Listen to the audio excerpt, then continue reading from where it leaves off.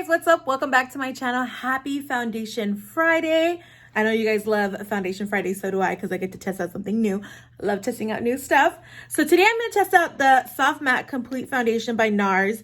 As you guys know, my favorite foundation from Nars is the Longwear Radiant Foundation. It's my favorite. It's almost done, as you can see. Clearly, it's my favorite. So we're going to go ahead and do the Soft Matte Complete Foundation. It comes in more of a tube, which I find this cute, even though you guys know I literally only like pump foundations and I don't really like squeezy stuff like this, but I think I'm a little biased when it comes to Nars, but this is still going to be an honest review. You guys know my reviews are always very honest. I don't play games on my channel. So I have a brush and I have a beauty sponge. So I'm going to use both, one on this side, one on this side, see how it performs. I don't know if any of you guys think this, but I definitely believe foundations perform differently with different tools. You know, some are really, really good with some tools. Some are really, really not good with other tools. So yeah, the only thing I don't like is I can't measure how much I'm putting on. So I'm just going to go ahead and pour. And I just stuck to my original color, which is Syracuse Medium Deep 1. And ooh.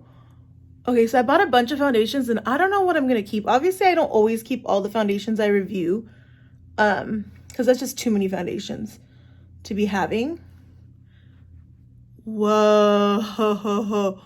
With a brush, whoa. Is this my new holy grail? My pores look so snatched and it's like a good coverage. Whoa. I was not expecting that, you guys. I really was expecting me to not like it. I'm always like that. I expect I'm not going to like anything. Only thing I don't like is the packaging because I can't measure how much I'm taking out. I could be taking out too little or too much. And I feel like with me, it's always too much. I definitely think since I've been quarantining, my foundation is too dark for me now because I don't get enough. I don't go out enough anymore. Like I work from home. I'm always home. So I definitely have a totally different shade. And I'm going to do other side with the beauty sponge.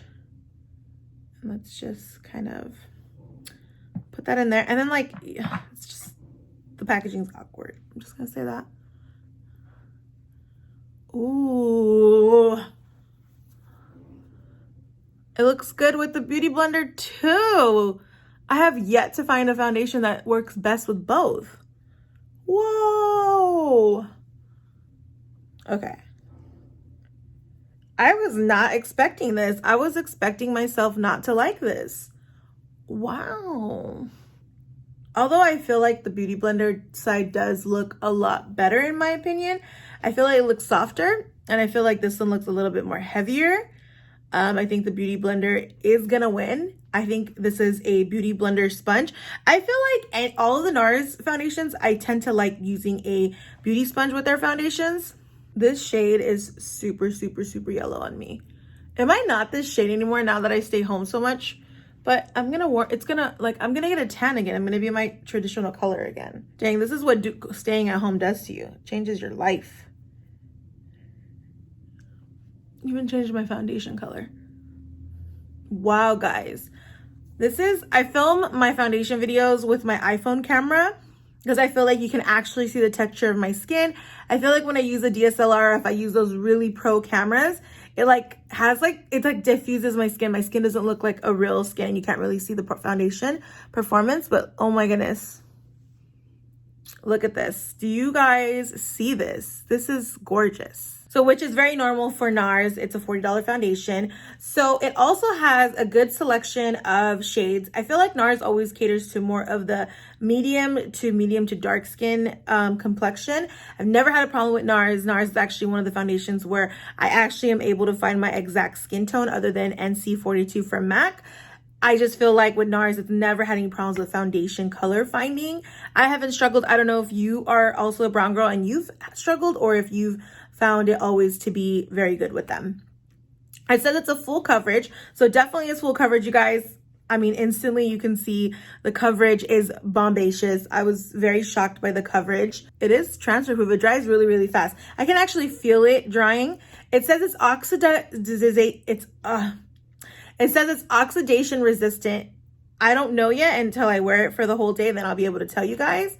It lasts 16 hours with a natural looking matte finish. It is a very natural looking matte finish. I don't feel like it's cakey. I don't feel like it's heavy. Okay guys, so this is my face with the foundation.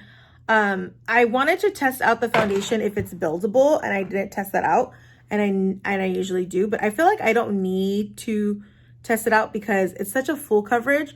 But I'll try over here on this side and see what a second layer does. So a second layer with a beauty blender, I would say it's pretty good. I mean, a second layer, I wouldn't go in with the second layer. It does get kind of heavy with the second layer. You don't really need a second layer, but if you see the second layer, it just makes it like, whoa. Okay guys, so this is now me with everything on my face. The foundation has finally settled in, and it's just as flawless as when I started putting on this makeup. I used a cream bronzer today, so this is a Fenty cream bronzer.